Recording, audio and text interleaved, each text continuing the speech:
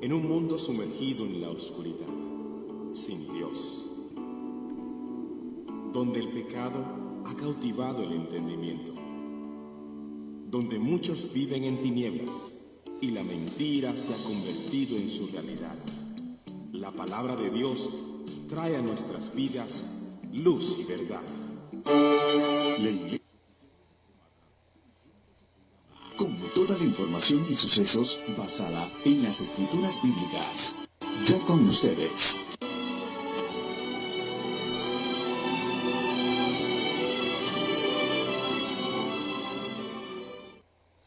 Buenas noches, amados hermanos, en este hermoso día que Dios nos regala, ya en el ocaso. Queremos agradecer a todos los que se conectan en este día. Siempre, como todo comienzo, tenemos que recordar la grandeza de Dios. También recordar que en nuestra iglesia tenemos personas con enfermedad. Tenemos a Mario, tenemos a Chelsea, esta niña por la que estamos orando mucho. Tenemos a Tatiana. Tenemos también este día a mi esposa, por la cual pido oración. Ha estado bastante golpeada de su cintura, su cadera.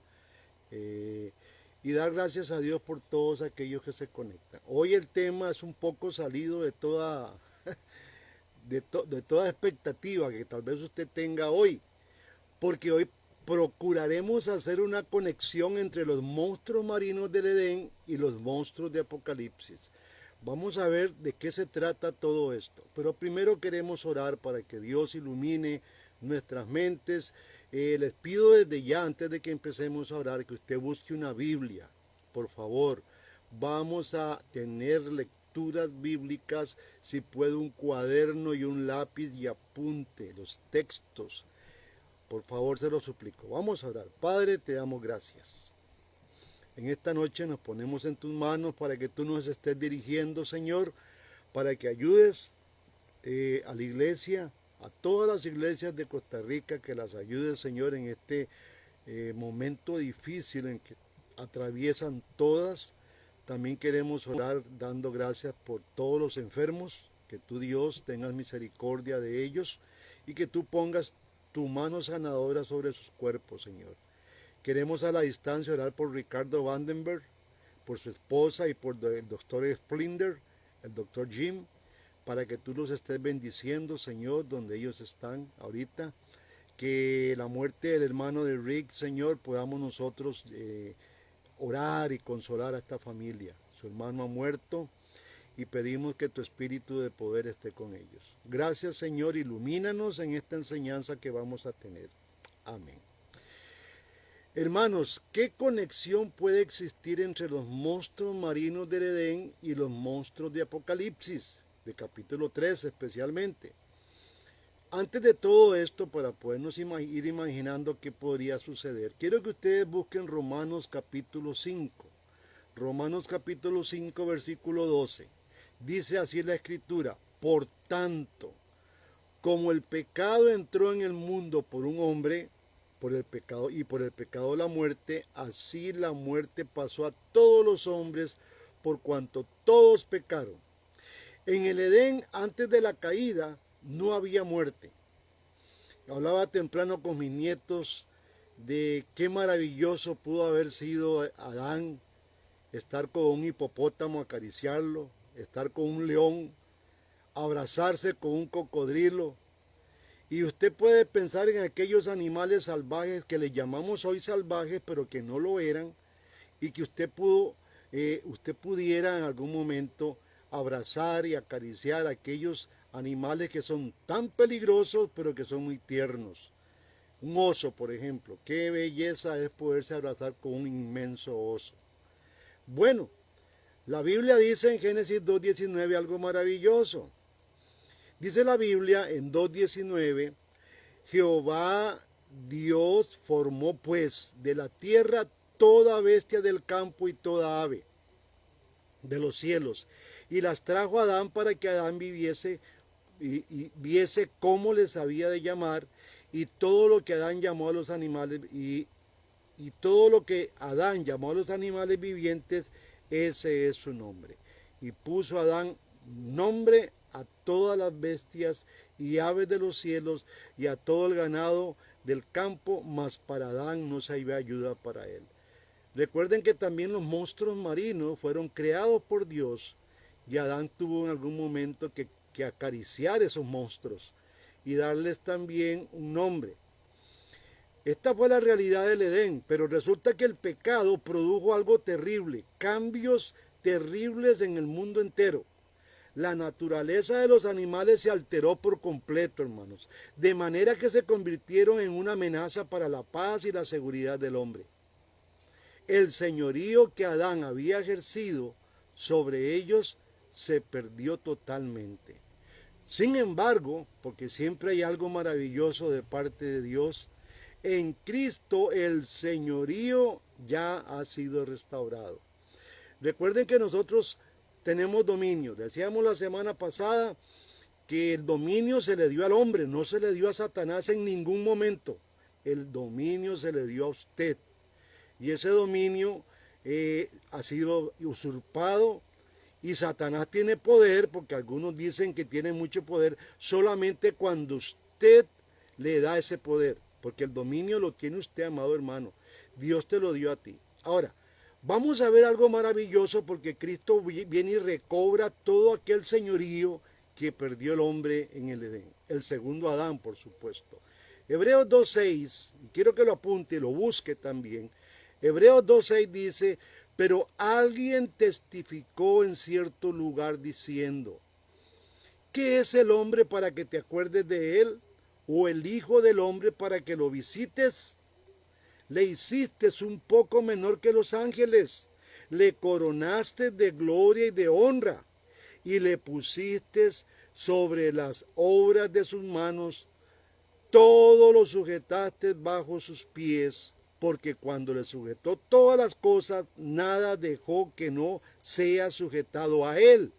Pero todavía no vemos que todas las cosas le sean sujetas. Todo, absolutamente todo, fue puesto bajo los pies de Jesucristo. Él recobra todo eso, aunque a nosotros nos parezca, hermanos, que no es así la cosa, que no está todo sujeto a los pies de Cristo, ni tampoco Cristo se le entrega a la iglesia ese poder. Pareciera que no. Por eso algunos que no pueden entender muy bien la escritura dicen que Satanás tiene mucho poder. No, el poder se lo da a usted. En la medida que usted le abra las puertas a ese enemigo recobra poder. Pero usted es el quien tiene todo el poder. Usted es quien tiene toda la autoridad.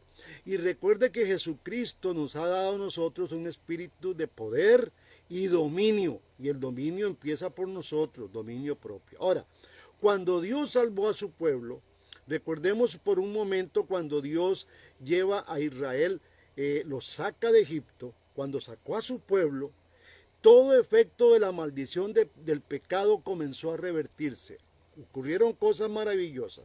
Muchas veces no vemos cómo Dios fue revirtiendo a través de la liberación de su pueblo y de las muchas liberaciones que Israel tuvo, y la más grande y la plena y total fue la que Cristo nos regaló.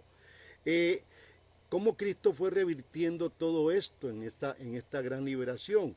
Cristo les condujo por el peligroso desierto a todo el pueblo de Israel, protegiéndoles de serpientes y protegiéndoles de escorpiones, como dice Deuteronomio 8:15. Y les prometió que la tierra prometida que ellos iban a poseer sería semejante a la del Edén, en su libertad en cuanto a los ataques de los animales salvajes. Recuerden que Adán estuvo protegido, tenía una relación cariñosa con los animales que hoy decimos que son salvajes. Hoy estaba viendo en Facebook un lugar donde, como aquí que tenemos en Liberia, de animales, donde los tigres se suben a los camioncitos que llevan a la gente y los acarician todo el mundo. No sé si usted ha visto eso, pero hoy me quedé sorprendido cómo esos animales son cariñosos y tiernos, pero son animales peligrosos. Búsquese Levítico 26, versículo 6. Referente a esto, que Dios iba a proteger a Israel, en medio del desierto, revirtiendo toda aquella vida caótica en que los animales se vienen contra nosotros, la naturaleza misma, fue un efecto del pecado, la naturaleza misma viene hacia nosotros violentamente. Pero interesante lo que Levítico 26:6 dice, y yo daré paz en la tierra y dormiréis, y no habrá quien os espante, y haré quitar de vuestra tierra las malas bestias, y la espada no pasará por vuestro país. Ahora, en realidad, hermano amado, esta es la razón por la que Dios no permitió que Israel extendiera o exterminara a los cananeos de una vez por todas. Muchas veces hemos leído, y hemos leído en otras partes de la Biblia, que el cananeo quedó ahí porque Dios quería probar al pueblo para que el pueblo aprendiera a luchar, y eso es una gran verdad. Pero también me encontré algo maravilloso en Éxodo 23. Yo quiero que usted vaya a Éxodo 23, versículo 29. Dice lo siguiente, y ahí nos vamos a dar cuenta por qué los cananeos no fueron exterminados totalmente. Dice, no los echaré de delante de ti en un año, para que no quede la tierra desierta y se aumente contra ti la fiera del campo. Poco a poco los echaré delante de ti hasta que te multipliques y tomes posesión de la tierra. Maravilloso texto, ¿no? Si exterminaban totalmente a los cananeos, entonces gran parte de la tierra iba a quedar desierta, iban a aumentar las fieras del campo. Dios dice, bueno, que los cananeos puedan lidiar con los leones, ustedes yo los voy a proteger. Es parte de esa restauración que Cristo vino haciendo a través de la liberación de su pueblo y de otras liberaciones, como dije. Deuteronomio 7:22, búsquelo y apúntelo, hermanos. Dice así, ya tomando más forma, porque vamos a ver qué relación tienen los monstruos del Edén, porque fueron creados monstruos, y ahora vamos a ver que hay varios monstruos y los monstruos de Apocalipsis. Deuteronomio 7:22 dice, y Jehová tu Dios echará a estas naciones delante de ti poco a poco, no podrás acabar con ellas enseguida, para que las fieras del campo no se aumenten contra ti. Vea qué interesante cómo Dios protege a su pueblo. Dios prefiere que estos animales salvajes violenten o asesinen o maten a estos cananitas que adoraban otros dioses para protegerte a ti. Y por eso es que muchas veces oímos que Dios para protegerte dio naciones y dio muchas cosas. Esto es parte de esta gran verdad. Los animales que en un tiempo Adán abrazaba y cuidaba y se besaba con un elefante y se besaba con un león, ahora estos animales por el pecado se volvieron salvajes y corremos peligro nosotros contra ellos. Por consiguiente, cuando los profetas predijeron la futura salvación de Cristo, porque eso está registrado en los grandes profetas, los 4 profetas mayores, le describieron en los mismos términos esta gran bendición, en los mismos términos de la bendición del Edén. Quiero que busquen Ezequiel capítulo 34, porque es una forma de cómo Dios va a restaurar toda esta caída, toda esta violencia en que cayeron estos animales que vinieron a matarnos a nosotros y nos matan todavía. Dice Ezequiel 34:35. Y estableceré con ellos pacto de paz y quitaré de la tierra las fieras y habitarán en el desierto con seguridad y dormirán en los bosques. También Isaías 35, que es unos textos a futuro de cómo sería restaurada la tierra, dice ahí en el 35:9, no habrá allí león ni fieras subirá por él, ni allí se hallará para que caminen los redimidos. Vea cómo Dios, hermanos, nos protege. Las fieras, las bestias, van tomando una forma de agresividad contra nosotros. Y así fue por el pecado.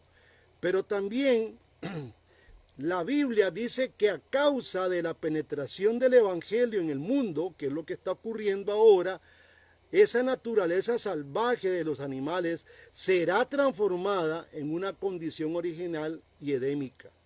O sea, recuerden que el pacto edémico es el pacto donde Dios pone a Adán y le da dominio sobre todo. Adán tiene dominio sobre todos los animales que hoy decimos que son salvajes, pero que en el Edén fueron animales tiernos, animales cariñosos con Adán. Isaías 11:6 es una buena muestra de esto. El Evangelio está también siendo lanzado no solamente para que la gente se salve. El Evangelio trae también todo un entorno de cómo será la naturaleza en aquel tiempo. Y vea qué interesante lo que dice Isaías 11. Isaías 11, versículo 6 dice: morará el león con el cordero y el leopardo con el cabrito se acostará. El becerro y el león y la bestia doméstica andarán juntos, y un niño los pastoreará. La vaca y la osa pasarán, sus crías se echarán juntas, y el león comerá paja como el buey. Y el niño de pecho jugará sobre la cueva del áspid, o sea, la serpiente, y el recién destetado extenderá su mano sobre la caverna de la víbora. No habrá mal ni dañará en todo mi santo monte, porque la tierra será llena del conocimiento de Jehová como las aguas cubren el mar. Texto maravilloso del cual se ha hecho una canción bellísima también. Por otra parte, hermanos, Dios advirtió que la maldición reaparecería si el pueblo se aleja de la ley de Dios. Aquí pueden ustedes remontarse a Deuteronomio, donde Dios le pone dos montes, le pone un monte a la izquierda y otro a la derecha, le pone la obediencia y la desobediencia, los beneficios de la obediencia y los beneficios de la desobediencia, porque la desobediencia va a ser también retribuida a las personas. Dice Levítico 26, versículo 22, Levítico 26, 22. Dice Dios: enviaré también contra vosotros bestias fieras que os arrebaten vuestros hijos y destruyan vuestro ganado y os reduzcan en número y vuestros caminos sean desiertos. O sea, si el pueblo no se ajusta a la ley de Dios, este pueblo va a sufrir una pérdida en boca de los animales salvajes. Y no solamente nosotros personalmente, sino nuestro entorno, nuestro ganado, que en aquel tiempo estábamos en un tiempo agrario. Apocalipsis 6:8 también trata de mostrar, quiero ya ir trasladándome para que vea, siempre he dicho que una doctrina tiene que tener un hilo de principio a fin, de Génesis a Apocalipsis. Del versículo 6:8 dice así: miré y aquí un caballo amarillo, y el que montaba tenía por nombre Muerte, y el Hades le seguía. Y he aquí dada potestad sobre la cuarta parte de la tierra para matar con espada, con hambre, con mortandad y con las fieras de la tierra. Hermanos, ¿qué tiene que ver las fieras feroces de la tierra con todo esto? Bueno, tiene que ver mucho. La desobediencia, según lo que acabamos de leer en Levíticos, va a traer como consecuencia que Dios va a desatar fieras para que se destruyan, no solamente al hombre, sino su entorno.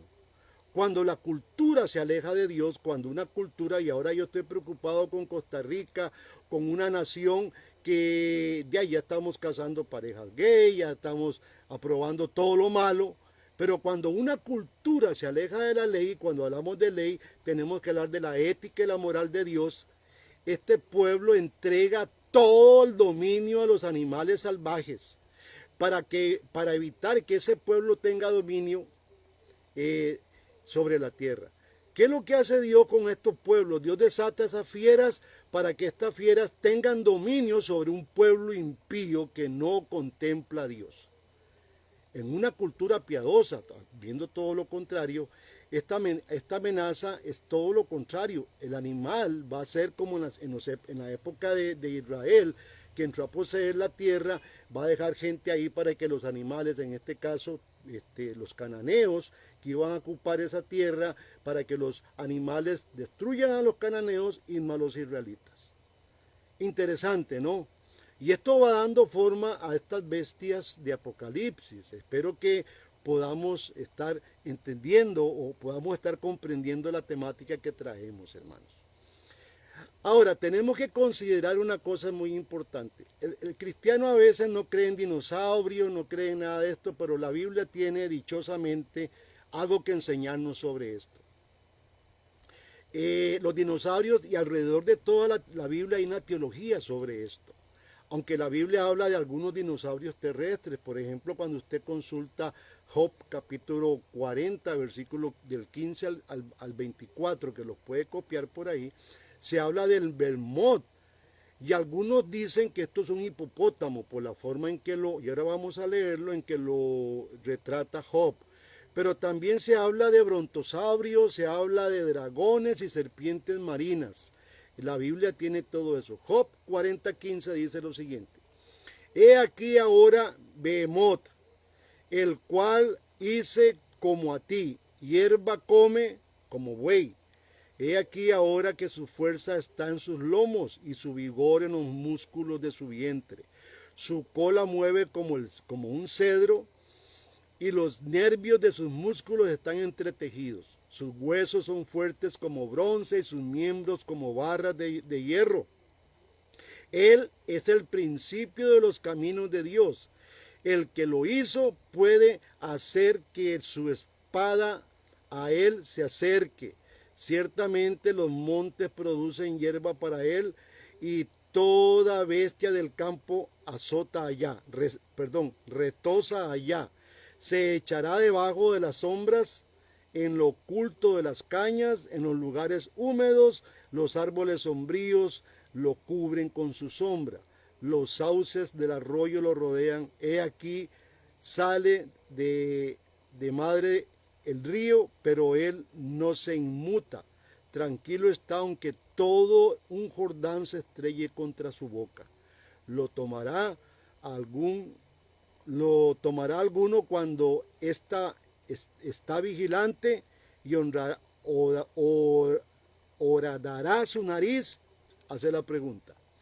Ahora, esto tiene la figura de un brontosaurio. Esto es la idea que da, no es un hipopótamo como algunos teólogos dicen. Algunos suponen que esta criatura se menciona en las últimas referencias como si fuese un enorme dragón que arrojaba fuego y que es conocido como el Leviatán, que era un gran cocodrilo, supuestamente. Esencialmente, como parte de la buena creación de Dios, Dios crea en Génesis 1:21, por eso es importante leer Génesis 1:21. Dios crea los grandes monstruos marinos. Y déjeme decirle, hermano amado, que no hay nada de malo en estas criaturas, puesto que cuando Dios crea los monstruos marinos, no había pecado, todo era ternura. Me imagino que Adán en algún momento le acarició la cabeza a un animal de esos. Todavía no había pecado, no había entrado el salvajismo, ni había entrado la violencia, ni la confusión entre estos animales. Dice Génesis 1:21, y creó Dios los grandes monstruos marinos y todo ser viviente que se mueve, que las aguas produjeron según su género, y toda ave alada según su especie, que vio Dios que era bueno. Estuve viendo un día de estos en un programa, unos murciélagos en Singapur, por ahí. Sus alas extendidas daban más o menos 2 metros, hasta más. Y cuando uno ve estos animales, uno dice, bueno, esta gran degeneración que el pecado ha ocasionado en los animales, es posible que estos animales tan inmensos, de una alada de 2 metros, pueda que existieran dentro de los dinosaurios. Claro que sí. Esto es una gran verdad que a veces nosotros somos muy ilusos y decimos, no, eso no existió, cuando hay pruebas y vestigios de que esto fue una realidad. El problema es que no hallamos cómo conectar esto con la Biblia. Ahora, Génesis 1:31 también dice algo maravilloso, porque tenemos que entender aquí el sello que Dios le da a todo esto que parece un monstruo, que parezca algo tierno. Bueno, Dios les da el sello, dice Génesis 1:31, y vio Dios todo lo que había hecho, y he aquí que era bueno en gran manera, y fue la tarde y la mañana el día sexto. Así que los monstruos marinos y todos estos animales, antes del pecado, eran animales tiernos, animales que el hombre los podía dominar. Pero llegó un momento en que el hombre tuvo que ir al campo a ver en manada, a ver cómo destruía un dinosaurio de estos. Salmo 148, versículo 7 dice, y esto es maravilloso, hermanos, alabad a Jehová desde la tierra, los monstruos marinos y todos los abismos. Así que habían monstruos que tenían que alabar a Dios porque eran creación de Dios. Pero a causa de la rebelión del hombre ocurre algo maravilloso. Estos monstruos se usan en las escrituras para simbolizar al hombre rebelde en la cúspide de su poder y gloria. Y es aquí donde queremos hacer la conexión. Ponga atención. Cuando el hombre se rebela contra Dios, estos monstruos que son desastrosos, a veces verlos, yo ahora mandé en el boletín que mandé ahí en el paquín anunciando el programa de hoy, mandé unos monstruos muy parecidos según las descripciones a los que la Biblia dice. Pero estos animales violentos y terribles se usan en las escrituras para simbolizar al hombre rebelde que se está en la cúspide del poder y de su gloria. Y vamos a ver esto. Porque la Biblia, como siempre les he dicho, hermanos, la Biblia se interpreta sola. Ahora, hay tres tipos de monstruos en la Biblia. Vamos a ver el primero, está en el Salmo 91:13. Ese monstruo en hebreo se pronuncia tanín. Dice el Salmo 91:13, sobre el león y el áspid pisarás, hollarás al cachorro del león y al dragón, que ahí aparece en hebreo como tanín. En el Salmo 104 vamos a ver otro monstruo distinto al tanín. Versículo 26. Dice, ahí andan las naves, ahí este leviatán que hiciste para que jugase en él. En ese gran mar, ese leviatán, Dios lo hizo para que jugase en ese mar. Y hay otro, un tercero que es Rahab, que no tiene que ver su nombre nada con la mujer que allá en Jericó, en lo más mínimo. Tengamos esto bien presente. Dice Job 26:12. Él agita el mar con su poder, hablando de este monstruo, y con su entendimiento hiere la arrogancia suya. Su espíritu adornó los cielos, su mano creó la serpiente tortuosa. Dios creó, y esta serpiente tortuosa, donde dice tortuosa, en hebreo es Rahab. Interesante, ¿no? La Biblia nos describe tres monstruos diferentes y ahora vamos a ver cómo se conectan esos monstruos con la arrogancia humana, con una sociedad caída en el pecado y cómo los grandes poderes de esta tierra son nombrados como monstruos, y es ahí donde Apocalipsis va teniendo sentido. Lo que yo quiero, hermano, con esta enseñanza es que usted nunca le tema al Apocalipsis, porque tiene que haber una razón de estos monstruos. Si fueron creados, ya la gran mayoría han desaparecido, porque es una gran verdad, pero Dios usa, como usa las plantas. A la vez pasada vimos el olivo, vimos la vid, vimos la higuera, cómo Dios usa estas plantas para poder enseñarnos algo. Bueno, Dios usa estos monstruos que Él los creó y que fueron monstruos muy cariñosos antes de la caída. Dios los usa para mostrar al hombre rebelde. La Biblia relaciona a cada uno de estos monstruos con la serpiente de Génesis 3, 13 al 15. Recuerda, aquella serpiente que habló con Eva. Muchos teólogos asocian este dragón, y este dragón simboliza a Satanás. Es muy claro. La Biblia habla muy claro sobre esto. Para mostrar la victoria divina del señorío divino, o del señorío sobre la rebelión del hombre, Dios convierte la vara de Moisés en una serpiente. Interesante. Yo mandé un artículo en estos días sobre esa temática. ¿Por qué Dios convierte a esa vara en una serpiente ante los egipcios? Porque el pueblo de Israel, cuando sale de Egipto, de camino, pecan y Dios envía una plaga de serpientes y el pueblo empieza a morir. ¿Qué enseñanza nos deja esto cuando San Juan 3:13 dice, así como en el desierto Moisés levantó la serpiente, así es Cristo levantado? Ahora, hay una enseñanza muy, muy fina en todo esto. Hoy hablaba con mis nietos porque comentamos sobre esta temática en el devocional y hablábamos que muy efusivamente, mis nietos están metidos en los devocionales, hablábamos que la serpiente tiene el poder de dar la muerte y también de dar la vida.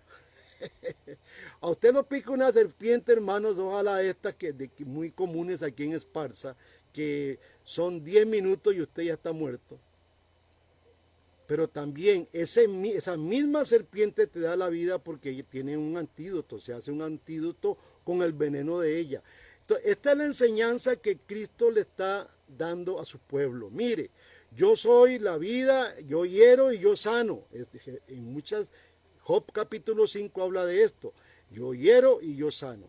Dios da la muerte y da la vida. Es el Dios de la muerte porque da la muerte, pero también da la vida. Y Cristo representa estas dos cosas en sí mismo. Él vino a morir, pero Él en sí tenía el antídoto para revivir. Esta es la enseñanza simple. Una simpleza en todo esto, hermanos. Ahora, vean qué interesante lo que Éxodo dice, Éxodo 4 dice a Faraón. A Moisés. Entonces Moisés respondió diciendo, he aquí que ellos no me creerán, ¿quiénes los egipcios? Ni oirán mi voz, porque dirán, no te ha aparecido Jehová. Y Jehová dijo, ¿qué es eso que tienes en tu mano? Vea qué interesante. Y él le respondió, una vara. Y él le dijo, échala en tierra. Y él la echó en tierra y se hizo una culebra. Y Moisés huía de ella, corría espantado. Entonces dijo Jehová a Moisés, extiende tu mano y tómala por la cola. Y él extendió su mano y la tomó y volvió la vara a su mano. Interesante, ¿no? Más adelante, cuando Moisés se presenta ante los egipcios, ante el faraón, ocurre algo similar y tenemos que tener en cuenta que los egipcios tenían un dios y ese dios era una serpiente que también le llamaban Tanín. Mira qué interesante, esto es algo maravilloso. Eso lo leímos aparte, no está aquí, pero le llamaban Tanín a ese dios. Dice el Éxodo 7:8, habló Jehová a Moisés y a Aarón diciendo, si Faraón os respondiese diciendo, mostrad milagro, dirás a Aarón, toma tu vara y échala delante de Faraón para que se haga culebra. Vinieron pues Moisés y Aarón a Faraón e hicieron como Jehová lo había mandado. Y echó Aarón su vara delante de Faraón y de sus siervos. Y se hizo culebra. Entonces llamó también Faraón sabios y hechiceros e hicieron también lo mismo los hechiceros de Egipto con sus encantamientos. Pues echó cada uno su vara, los cuales se volvieron culebras, mas la vara de Aarón devoró las varas de ellos. Interesante, mostrándole Dios a este pueblo que sí, ustedes pueden hacer con encantos y esto, todo eso, pero yo soy más poderoso. Y las consumió. Ahora, por consiguiente, por todo esto que estamos hablando en la escritura, el dragón, o sea, la serpiente, se convierte en un símbolo cúltico en la cultura como un símbolo satánico que inspira a los rebeldes. La serpiente siempre ha tenido dentro del satanismo y de las religiones místicas y satánicas, ha sido un gran símbolo de maldad. Ahora, Jeremías 51:34 dice algo maravilloso, hermanos. Quiero que lo copie, escríbalo y busque en su Biblia. Jeremías 51:34 dice así, me devoró, me desmenuzó Nabucodonosor, rey de Babilonia, y me dejó como vaso vacío. Me tragó como dragón, llenó su vientre en mis delicadezas y me echó fuera. Habíamos hablado que los grandes poderes, estos hombres que se rebelan contra Dios, naciones enteras, Hoy en día yo estoy preocupado por China, Estados Unidos, naciones potentes, que realmente si estuviéramos en los tiempos de Jeremías, estuviéramos viendo a estas naciones como naciones, como serpientes, como monstruos, que desmenuzan y devoran todo lo que pueden sin importar la humanidad. Y esto es lo que estamos viviendo hoy, hermanos. Qué terrible lo que vivimos hoy. Ahora, especialmente ejemplificado por Egipto en la guerra contra el pueblo del pacto, esto es particularmente cierto con respecto al monstruo Rahab. El monstruo Rahab, o la palabra Rahab, como monstruo que ya dijimos que no era la mujer que estaba en Jericó, significa altivo, que es a menudo un sinónimo de Egipto. Y vea qué interesante lo que dice el Salmo 87. Salmo 87, vamos a ver si buscamos el Salmo 87. ¿Lo tienen? Versículo 4. Dice, entre los que me reconocen puedo contar a Rahab y a Babilonia, a Filistea y a Tiro, y lo mismo que a Cus. Se dice, este nació en Sión. Este Cus es Etiopía. Interesante, es Etiopía la tierra del Cus. Pero entre los animales que reconocen a Dios, se pueden contar a este animal, Rahab, que era muy similar a Egipto y a Babilonia. Vea cómo estos monstruos Dios les va dando una figura, los personifica y les va dando una figura de imperios. Egipto fue una civilización por muchos años y Babilonia es considerado el primer imperio del mundo. Dice el Salmo 80, ahí mismo el 89, versículo 10, dice, tú quebraste a Rahab como a herida de muerte, y con tu brazo poderoso esparciste a tus enemigos. Hermanos, la liberación del pueblo de Israel, del pueblo del pacto, por parte de Dios en el libro de Éxodo, se describe en términos de una creación original de Dios como su triunfo sobre el dragón. ¿Recuerdan ustedes Génesis 3.15? Génesis 3.15 se habla de que alguien iba a darle a la cabeza al dragón, o sea, la serpiente, también es un dragón. Isaías 51, y es aquí donde Dios a este pueblo que ha liberado, que ha puesto en una tierra especial, le dice estas cosas. 51.9, quiero que lo tengan ahí, hermanos, Isaías 51.9 al 10. Despiértate, despiértate, vístete de poder, oh brazo de Jehová, despiértate como en el tiempo antiguo, en los siglos pasados. ¿No eres tú el que cortó a Rahab y el que hirió al dragón? Dice la Escritura. ¿No eres tú el que secó el mar, las aguas del gran abismo, el que transformó el camino en profundidades para que pasaran los redimidos? O sea, vez tras vez, desde Génesis capítulo 3, donde se dice que se le va a dar en la cabeza a una serpiente, cada vez que hay una liberación del pueblo de Israel, amados hermanos, siempre hay una figura de alguien aplastando la cabeza de alguien. Interesante. La Biblia habla también, cuando habla de salvación, como que es una salvación contra Leviatán. Salmo 74, versículo 13, dice lo siguiente. Dice el salmista, dividiste el mar con tu poder, quebraste cabezas de monstruos en el agua. Magullaste la cabeza del Leviatán y lo diste por comida a los moradores del desierto. Vea cómo la figura de Génesis 3.15 se viene dando en cada liberación que Dios hace a su pueblo. Es maravilloso. Y ahí está la figura de ese dragón. Ahí está la figura del dragón, hermanos. Y ahora, por supuesto que este cumplimiento provisional de la promesa del Edén, porque es provisional, cada uno de estos eventos que se van dando es provisional hasta que Cristo venga, el que realmente viene a golpear en la cabeza.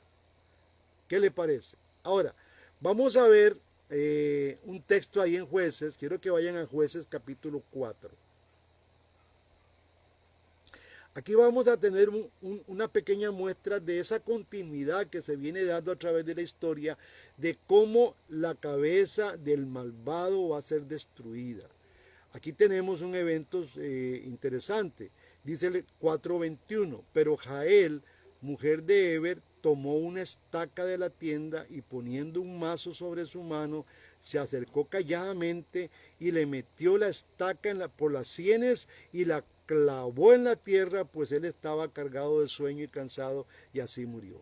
O sea, estaba recostado en el suelo, vino esta mujer Jael y con una estaca y un mazo mató a un malvado, uno que estaba azotando al pueblo de Israel.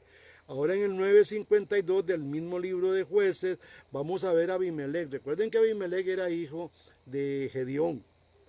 Y Gedeón tenía una infinidad de hijos, como 79 hijos. Y este hombre empieza a matar a todos los hijos. Es malvado. Es un malvado. Y entonces vamos a leer en el versículo 52 lo siguiente.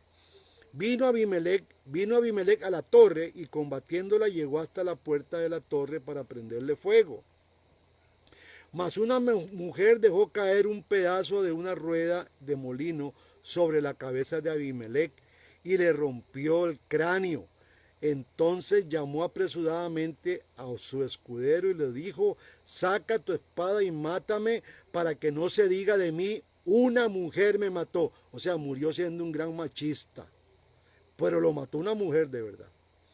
Y su escudero lo atravesó y murió, y cuando los israelitas vieron muerto a Abimelech, se fueron cada uno a su casa. Así pagó Abimelech el mal que hizo contra su padre, matando a sus 70 hermanos. Esto fue lo que hizo este hombre. Y todo el mal de los hombres de Siquem lo hizo Dios volver sobre su cabeza. Y vino sobre ellos la maldición de Joctán, hijo de Jorobal. Hermanos, qué interesante cómo esta figura de liberación, que va a ser aplastada la cabeza, se viene dando a través de toda la historia del pueblo de Israel. Culmina allá en Apocalipsis, y esta es lo que tenemos que ver. Otro evento interesante está en 1 Samuel 17, y ustedes conocen la historia. David derrota al gran azote que tenía Israel, que eran los filisteos. ¿Y con qué lo mata David? Con una piedra. ¿Dónde es que lo golpea? En la cabeza. Y no solamente le da en la pura frente, sino que le corta la cabeza para mostrarla como un triunfo sobre el pueblo de Israel y vergüenza para el pueblo filisteo. Interesante cómo Dios viene mostrando paso a paso a través de la Biblia que esa figura de Génesis 3 en adelante, del 13 al 15, iba a suceder. Y así venía sucediendo para esperanza del pueblo. Ahora, el Salmo 68, 21. Es maravilloso. Vayan apuntando estos textos. Dice, ciertamente Dios herirá la cabeza de sus enemigos, la testa cabelluda del que camina en sus pecados. Todos los enemigos van a ser magullados en su cabeza como fue magullado la gran serpiente, el dragón. Habacuc, capítulo 3, versículo 13. Escríbalo. Apúntelo, saque la Biblia, si tiene ahí el celular a mano mejor. Saliste para socorrer a tu pueblo, para socorrer a tu ungido. Traspasaste la cabeza de la casa del impío, descubriendo el cimiento hasta la roca. Dijo Jesús en algún momento en la Biblia, en Lucas específicamente, que él tenía que atar al hombre grande. O sea, él se metió a la casa del impío a saquearla. Y después que lo saqueó y robó todos los bienes que éramos nosotros, era la libertad nuestra, él viene y magulla la cabeza de Satanás. Hermanos, la derrota definitiva del dragón tuvo con la muerte y la resurrección de Cristo. Cuando Cristo muere y resucita, la muerte letal para ese dragón es dada. Cuando derrotó los poderes de las tinieblas, él desarmó todas las fuerzas demoníacas, echó fuera al diablo y lo dejó totalmente indefenso. Hermanos, yo quiero que usted vaya aprendiendo porque hay mucha gente que le da mucho poder al diablo. No, el poder se lo da a usted. Si usted abre la puerta, desobedece lo que Dios le dice, desobedece las reglas de Dios, usted está desatando una vida infernal. Satanás va a venir a dominar tu vida. Mucho cuidado, hermanos, mucho cuidado. San Juan 12:31 empieza ya a darnos un panorama distinto. Vea cómo hemos pasado de los animales del Edén a los poderes del mundo y cómo va a terminar otra vez las fieras al final de la historia. Dice San Juan 12:31. Ahora es el juicio de este mundo, dice Jesús. Ahora el príncipe de este mundo será echado fuera. Y yo, si fuera levantado de la tierra, a todos atraeré a mí mismo. Y decía esto dando a entender de qué muerte iba a morir, que era la muerte en la cruz. Colosense, o sea, Satanás, como dije el miércoles pasado, del cielo fue echado y cayó aquí. Aquí tenemos un problema con el diablo. Pero fíjese que el diablo aquí en la tierra no tiene ningún poder si usted no se lo da, porque el dominio es suyo. Volvemos al tema, hermanos. Colosenses 2:15 dice, y despojando a los principados y a las potestades los exhibió públicamente, triunfando sobre ellos en la cruz. Qué maravilloso, hermanos. Hebreos también, capítulo 2, versículo 14, va una seguidilla de textos, así que vaya apuntándolos. Hebreos 2:14 dice, así que por cuanto los hijos participaron de carne y sangre, él también participó de lo mismo para destruir por medio de la muerte al que tenía el imperio de la muerte, esto es, al diablo. Vea que el diablo era la serpiente. Cristo vino a destruir la cabeza, vino a magullar la cabeza de la serpiente. Apocalipsis 12:5. Corramos un poquito, Apocalipsis 12:5. Y ella dio a luz una mujer, es una de las bestias que vamos a ver aquí, y ella dio a luz un hijo varón que regirá con vara de hierro a todas las naciones, y su hijo fue arrebatado para Dios y para su trono. Y la mujer huyó del desierto donde tiene lugar preparado por Dios para que allí la sustenten por 1270 días. Después hubo una gran batalla en el cielo. Miguel y sus ángeles luchaban contra el dragón y luchaban el dragón y sus ángeles. Era una lucha campal entre Miguel y sus ángeles y Satanás y los ángeles de Satanás, o sea, esos ángeles caídos. Pero no prevalecieron ni se halló ya lugar para ellos en el cielo. Y fue lanzado fuera el gran dragón. Óigame, hermanos, estos textos dicen algo. Versículo 9, y fue lanzado fuera el gran dragón, la serpiente antigua que se llama Diablo y Satanás, el cual engaña al mundo entero. Fue arrojado a la tierra y sus ángeles fueron arrojados con él. Entonces oí una gran voz del cielo que decía, ahora ha venido la salvación, el poder y el reino de nuestro Dios y la autoridad de su Cristo. Porque ha sido lanzado fuera el acusador de nuestros hermanos, el que nos acusaba delante de nuestro Dios día y noche. ¿Qué le parece, hermanos? Por eso usted tiene salvación ahora. ¿Cuándo ocurrió esto? Cuando Cristo es clavado en la cruz y al tercer día resucita, es echado en ese momento Satanás del cielo. Y no solamente eso, yo había dicho que había algo previo. Cuando los 60 salen a predicar de 2 en 2, llegaron muy contentos después de estar predicando por todo Judea, y dijeron, Señor, aún los demonios se nos sujetan. Y dice Jesús, veía yo caer a Satanás como un rayo. Por eso en el cielo quien está ahora es Cristo, nuestro abogado, Cristo, nuestro Rey. Él es el que está ahí y usted está sentado juntamente con Él en ese lugar. Tiene que creer esto porque la Biblia lo dice, hermanos. Y Satanás está aquí viendo a ver a quién le roba el dominio. Le puede robar el dominio a usted. Usted tiene el dominio de su vida. A veces perdemos nuestros cabales, perdemos todo porque se nos olvidó que tenemos dominio. A veces perdemos bienes porque se nos olvidó que tenemos el dominio. A veces perdemos familias, perdemos todo porque se nos olvidó que tenemos dominio. Alguien nos tuvo que engañar con una media mentira o con una media verdad, como hizo Satanás, este dragón, lo hizo en el Edén, porque les dijo una media verdad o una media mentiras. Dijo, seréis como Dios, ya lo éramos.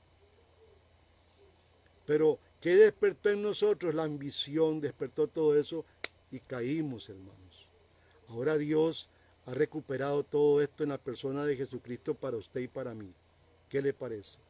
Y ya ese acusador que te tenía acusando, te había acusado toda una vida, ya no está allá arriba para acusar. Lo que tienes allá arriba es un defensor que te cuida, que te protege y que te está animando desde el cielo por medio del Espíritu Santo para que tú camines en obediencia a Él. ¿Qué le parece, hermano amado? Ahora, los profetas, todos los profetas sabían esto. Todos los profetas conocían todas estas verdades. Dice San Juan 16:33. Búsquelo ahí, San Juan 16:33. Estas cosas os he hablado para que en mí tengáis paz. En el mundo tendréis aflicción, pero confiad, yo he vencido al mundo. ¿Por qué tenemos aflicción aquí en el mundo? Porque aquí está Satanás, así de fácil. Y hay muchos cristianos que abren puertas y hay naciones enteras que se han entregado a Satanás, a esa gran serpiente, y esa gran serpiente viene a atormentar a los cristianos. Así de sencillo, hermanos. Y Jesucristo dice, mire, no se preocupen, ustedes han vencido porque yo ya vencí. Y entonces, hermanos, cuando nos enfrentemos a los problemas, usted cuando se enfrenta a los problemas de esta vida, tiene que enfrentarlos sabiendo aquí en la mente que usted ya es un vencedor. Y no un simple vencedor, como dice Romanos, somos más que vencedores por aquel que murió en la cruz. Primera de San Juan 4:4 dice, hijitos, vosotros sois de Dios y los habéis vencido, porque mayor es el que está en vosotros que el que está en el mundo. ¿Quién es el que está en el mundo? La serpiente, Satanás, que fue echado desde arriba. A veces no sabemos quién es el que está en el mundo. Y en el mundo está Satanás y todos sus secuaces. Está Satanás que domina a todas las naciones, porque las naciones van a ser juzgadas. Mateo capítulo 25. Todas las naciones serán juzgadas. Primera de San Juan capítulo 5 versículo 4. Dice, porque todo lo que es nacido de Dios vence al mundo. Y esta es la victoria que ha vencido al mundo. Vuestra fe, nuestra fe. ¿Quién es el que vence al mundo sino el que cree que Jesús es el Hijo de Dios? Nosotros hemos vencido al mundo, hermanos. Hasta el triunfo final en la gran consumación de la historia, cuando el dragón sea por fin destruido totalmente. Apocalipsis 20, versículo 7. Ya casi terminamos, hermanos. Dice Apocalipsis 27. Cuando los 1000 años se cumplan, que aquí hay un pleito sobre estos 1000 años, pero viendo toda la enseñanza vamos a tener muy claramente qué es. Cuando los 1000 años se cumplan, Satanás será suelto de su prisión y saldrá a engañar a las naciones que están en los 4 ángulos de la tierra, a Gog y a Magog, a fin de reunirlos para la batalla, el número de los cuales es como la arena del mar. Y subieron sobre la anchura de la tierra y rodearon el campamento de los santos y a la ciudad amada. Y de Dios descendió fuego del cielo y los consumió, y el diablo que los engañaba fue lanzado al lago de fuego y de azufre, donde estaba la bestia y los falsos profetas. Y serán atormentados día y noche por los siglos de los siglos. Aquí está la completa liberación y la completa muerte de Satanás. ¿Qué le parece? Aunque no va a estar muerto, va a estar en un lugar tormentoso. Ahí van a estar. Entonces podemos decir como Pablo, capítulo 16, versículo 20, y el Dios de paz, dice, aplastará en breve a Satanás. Bajo vuestros pies, dice el apóstol Pablo. La gracia de nuestro Señor Jesucristo sea con vosotros. ¿Qué le parece, hermanos? ¿Cómo vamos llegando pronto a entender esto? Ahora, cuando ya todo esto acabe, Isaías 65, versículo 25, nos da un panorama edémico, nos da un panorama del Edén. Y esto es lo que Dios va a hacer, así como en cada liberación vino magullando a aquellos que oprimían a su pueblo. En esta gran liberación que Dios va a hacer, que es la salvación eterna, va a magullar a Satanás y nos va a dar un panorama como el panorama del Edén. Dice el versículo 25 de Isaías 65, el león y el cordero serán apacentados juntos, y el león comerá paja como el buey, y el polvo será el alimento de la serpiente. No afligirán ni harán mal en todo mi santo monte, dijo Jehová. Así que la serpiente, así como se le dijo en Génesis 3:14, que iba a comer polvo, seguirá comiendo polvo en este pacto edémico. Ahora, para ir ya finalizando, tenemos que ver que en algún momento de la historia la iglesia cristiana tuvo el imperio romano como un símbolo, y el imperio romano simbolizaba este apocalipsis, o viceversa. La escritura de Juan simboliza al imperio romano como aquel animal voraz y feroz, salvaje y que está bajo maldición. Juan dice que su aspecto era como el de un leopardo, como el de un oso y como el de un león. En Apocalipsis 13:2 usted puede conseguir esta verdad, que tiene una referencia con Daniel capítulo 7. Si usted va a ver, y no puedo detenerme más, pero apunte el texto Daniel 7 del 1 en adelante hasta por el 8, por ahí más o menos. Estos animales que habla Apocalipsis 13 son los mismos animales que Daniel está hablando, que después dice cuáles animales son. Son Babilonia, los medos persas y Grecia. Pero falta un animal potente y horroroso. Y este animal es del imperio romano. Y es ahí donde lo cuela, donde lo calza Juan. Quiero que vayamos por un momento a Daniel 7, nada más, así para tener un poquito la visión de lo que Apocalipsis habla. Daniel 7:7.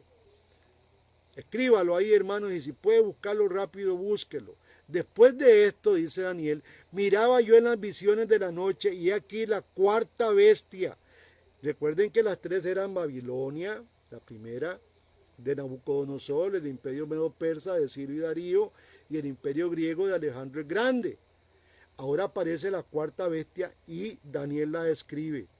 Dice Daniel, después de esto miraba yo en la visión de la noche y aquí la cuarta bestia, espantosa y terrible en gran manera, la cual tenía unos dientes grandes de hierro, devoraba y desmenuzaba, y las sobras hollaba con sus pies, y era muy diferente a todas las bestias que vi antes de ella. Y tenía 10 cuernos. Y claro, hermanos, esa bestia era Apocalipsis. Era el imperio romano, esa gran bestia. ¿Qué hizo el imperio romano? Mire, ese imperio romano quemó todo un pueblo. En la vía Apia, por ejemplo, ponían a los cristianos en cruces para iluminar toda la vía Apia. Eran usados como lumbrera, eran perseguidos los cristianos, era horroroso y espantoso. Esa gran bestia también vino a golpear en el año 70 a Jerusalén para destruirla completamente. De esto está hablando Daniel. Y ojalá que por ahí el nieto de doña Ana me esté escuchando, porque estamos estudiando esto casualmente. Y nos asustan todas estas bestias. Y vea cómo se sigue el hilo a estas bestias. Y es Dios simbolizando a pueblos rebeldes, contumaces, a pueblos idólatras y ateos. Y hoy hay muchos de estos pueblos, hermanos. Y hay muchos cristianos de estos. Roma era identificada en aquellos tiempos como un gran líder que era Nerón. Y todos sabemos lo que Nerón hizo. Se casó con un hombre como hombre, se casó con otro hombre como mujer, mandó a matar a su esposa y a su suegra. Hizo cosas horrorosas. Era un hombre contumaz. Ahora, sobre este texto habían varias bestias. Primero, en Apocalipsis 13:1, se ve una bestia saliendo del mar. Claro, esas grandes bestias que Dios crió en el mar. Saliendo del mar, en un sentido visual y muy dramático, por supuesto, es el poderoso imperio romano que apareció del mar, porque el imperio romano era una de las flotas navales más poderosas del mundo, a excepción de los griegos, que fueron también muy poderosos, y de otros grandes, pero surgió de ahí con poder para destruir completamente. Ahora, dice Isaías 57:20, los impíos son como el mar en tempestad.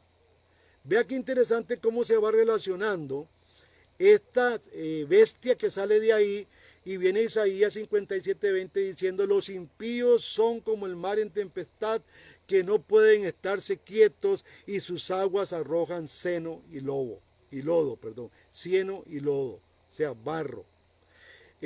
Apocalipsis 17:15, dando una explicación, Juan, de esta visión, dice, las aguas que vistes son pueblos y multitudes y naciones y lenguas. O sea que esta bestia emerge de pueblos y emerge de multitudes y naciones y lenguas. Esta bestia surge del imperio romano. Y hay que ir a estudiar cómo es que se conformó el imperio romano. Hay una gran cantidad de... Es más, Pablo era un ciudadano romano siendo judío, siendo de Tarso. Y como ahora Estados Unidos, que hay chinos y hay de todas las nacionalidades, algo así era el imperio romano, cargado de naciones y de lenguas y de multitud. Esos eran las aguas. Apocalipsis 17 viene a enseñarnos esto, hermano. ¿Qué le parece? Segundo, Juan vio que la bestia tenía 10 cuernos y 7 cabezas. Esto está en Apocalipsis 13:1. La imagen del dragón de Apocalipsis 12, versículo 3, que daba a la bestia su poder al trono y autoridad. Estos 10 cuernos realmente en Apocalipsis 17:12 se describen.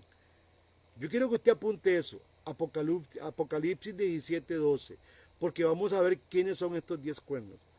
Los 10 cuernos que has visto, dice Apocalipsis 17, son 10 reyes que todavía no han comenzado a reinar, pero que por una hora recibirán autoridad como reyes junto con la bestia. Por una hora. Son los 10 gobernadores de las provincias imperiales que tenía simplemente Roma, que tenía una sucesión de línea de los Césares. Apocalipsis 17:9 dice, para poder ir corriendo, hermanos, porque ya nos pasamos un poquito, dice Apocalipsis 17:9, en esto consiste el entendimiento y la sabiduría. Las 7 cabezas son 7 colinas sobre las que están sentada esa mujer. También son 7 reyes, 5 han caído y uno está gobernando y otro no ha llegado todavía, pero cuando llegue es preciso que dure poco tiempo. La bestia que antes era, pero ya no es el 8º rey. Vea cómo se vienen, interesante, ¿no? Cómo se vienen todos estos animales del Edén. Dios va tomando la enseñanza para poner, son fieras horrorosas que representan a reyes impíos y paganos que no contemplan a Dios en lo más mínimo. ¿Y sabe qué? Me preocupa el presidente de mi país, que no contempla a Dios en lo más mínimo. Dice el versículo 11, la bestia que antes era, pero ya no es el 8º rey, está incluido entre los 7 y va rumbo a la destrucción. Interesante. Este era Nerón. Y también sobre sus cabezas había un nombre blasfemo, dice. Bueno, ¿en qué consiste este nombre blasfemo? Los césares siempre se llamaban dioses, eran vistos como Augusto o Sebastos, que significa se le debe rendir culto. César significa, Augusto Sebastos significa se le debe rendir culto. También tomaban el nombre de divos. Ahora está muy de moda la palabra divas, no, divos, Dios. Y hasta los deus y teos, eran palabras que usaban los césares, eran blasfemos, ellos se consideraban los dioses, tenían al mundo en sus manos. Y hoy, hermanos, quiero decirles que hay unas bestias terribles en este planeta que ahí andan. ¿Y quiénes son estas bestias horrorosas? Bueno, son esas naciones impías que no tienen en lo más mínimo conciencia de quién es el hombre, porque han hecho del hombre un negocio, han hecho del hombre como una bestia, la tratan como les da la regalada gana, por decir algo muy simple, para no decir una palabra terrible. Vea qué interesante lo que Pablo dice en segunda de Tesalonicenses capítulo 2, y ya vamos terminando, me quedan unos 2 versículos.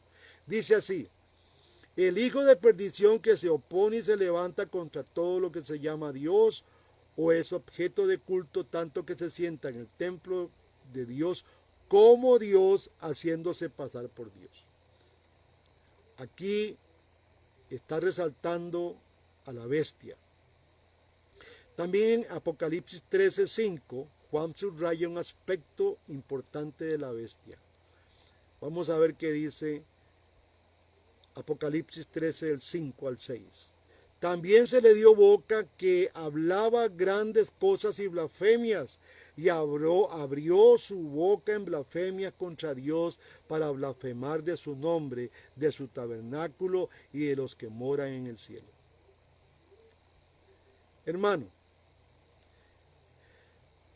cuarto, dice en el capítulo 13:3 de Apocalipsis, una de las cabezas como herida de muerte, una de sus cabezas como herida de muerte, pero su herida mortal fue sanada. Bueno, sabemos que Satanás ha sido golpeado de muerte, sabemos que Satanás ya ha sido mayugada a su cabeza, y cuando usted mata una serpiente, no sé, yo he matado muchas serpientes, espero que usted en algún momento las haya matado, y les he dado en la cabeza todas, porque ahí aprendí de mi abuelito que hay que darles. Queda el cuerpo moviéndose, hermano, y la cabeza por allá moviéndose. Si usted se descuida, lo puede prensar aunque esté ya cortada. Eso es lo que está sucediendo. Fue magullada su cabeza, fue cortada su cabeza, pero la serpiente parece que está sana porque está viva. Ya ha muerto, ya murió. Son esos pequeños tiempos que están ahí a todos. Interesante porque el Evangelio, me di cuenta por ahí que el Evangelio llegó a la casa del emperador. Vea qué importante es ganar gente para Cristo, hermanos. Me encontré con un pasaje y quiero que lo apunte en Filipenses capítulo 4, versículo 22, porque fue la derrota de la gran serpiente, la gran bestia que representa a Roma, fue destruida y empezó a ganar terreno el Evangelio. Y vea hasta dónde llegó el Evangelio, Filipenses 4:22, saludos de parte de todos los santos, dice Pablo, especialmente los de la casa del emperador. Algún emperador se había convertido, no se dice el nombre, y toda su casa del emperador había creído en Jesucristo. Tenemos que predicar, hermanos. Todo esto que hemos hablado hoy de las bestias, que hemos hablado de los grandes dragones, tiene solo un único objetivo, que usted sepa que esto no es nada del otro mundo, que sí existieron los dragones y que Dios representa a los dragones como a las naciones altivas o a los hombres altivos e impíos que están destruyendo a su pueblo y que un día van a ser destruidos, que es el mismo Satanás encarnados en ellos quizás, por decir algo, pero es el mismo Satanás tratando de engañar a la tierra. Ahora, lo importante es evangelizar, hermanos. Podemos ganar la persona que usted tal vez ni piense que se va a ganar. Quiero terminar con un texto. Versículo 20, capítulo 20 de Apocalipsis, versículo 10. Dice, y el diablo que los había engañado será arrojado al lago de fuego y azufre, donde también habrán sido arrojados la bestia y el falso profeta.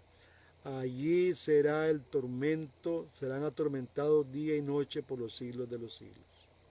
Y Levítico 26:6, que ya lo leímos como un gran final, y yo daré paz en la tierra, y dormiréis, y no habrá quien os espante, y haré quitar de vuestra tierra las malas bestias, y la espada no pasará por vuestro país. Hermanos, evangelicemos, tratemos de ganar a nuestro país para Cristo. Hay cristianos e iglesias que se reúnen para hacer ayunos y lacerarse ahí, y poco hacemos. Sí, hay que ayunar, sí, hay que orar, pero hay que actuar, hermanos. Creo que el dominio lo tenemos nosotros. Tenemos que ganar políticos, tenemos que ganar grandes profesionales y tenemos que empezar en algún momento. Hemos sido muy temerosos, hemos tenido mucho miedo. Estas fieras nos atemorizan, pero vea que estas fieras ya podemos dominarlas, podemos domarlas. Cristo dio en la cabeza al gran dragón que estropeó todo esto, que es Satanás. Hermanos, espero que esta enseñanza te sirva, te ayude a ampliar más, que usted agarre esta enseñanza y pueda extender más con esta pequeña herramienta que hoy dimos, con esta pequeña enseñanza. Que esto no quede ahí como algo que aprendió, no, que usted pueda extenderlo en su casa y que Dios me los ilumine y Dios los guarde. Vamos a dar gracias a Dios. Padre, te alabamos. Hoy queremos darte gracias por todo el bien que nos has dado. Bendice a todos mis hermanos que se conectaron. Guárdalos en completa paz, Señor.